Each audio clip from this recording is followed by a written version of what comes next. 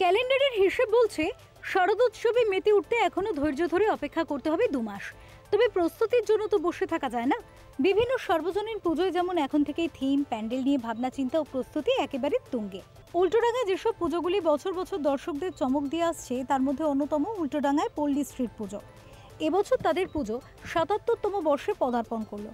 শুক্রবার দিন সকালে সম্পন্ন হলো তাদের এবছরের খুঁটি পুজো। এই পুজোর সভাপতি বিশিষ্ট সমাজসেবী রবি পাল। তার উদ্যোগেই উৎসবের আমেজ খুঁটি পুজো জুড়ে। এদিন ছিল আবার রবি পালের জন্মদিন, ফলে খুঁটি পুজোর পাশাপাশি হলো জন্মদিন উদযাপনও। পল্লীশ্রী সদস্যবৃন্দের শুভেচ্ছায় ভাসলেন রবি পাল। এই পুজোর এবারে থিম মন্ত্রশক্তি। পুজোর চেয়ারম্যান অনিন্দ কিশোর রাউত, তিনি ১৩ নম্বরের পুরপিতা ও ৩ নম্বর বোরোর চেয়ারম্যানও। পুজোর উপদেষ্টা মানিকতলা বিধায়িকা শক্তি পাণ্ডে। সভাপতি রবি পাল জানান, প্রতিবারের মতো এবারেও সকলকে নিয়ে মহা ধুমধামে মেতে উঠবে পল্লীশ্রীবাসী। এখন শুধু তারই অপেক্ষা।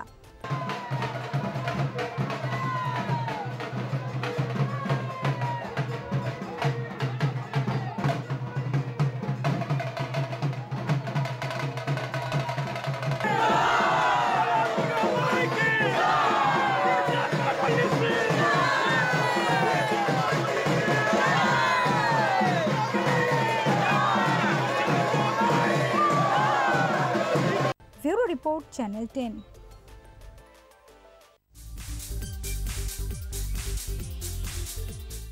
কেমন হয় যদি পুজোয় ঠাকুর দেখার সঙ্গে সঙ্গে ঝটিকা সফরে নাগাল্যান্ড ঘুরে আসা যায়?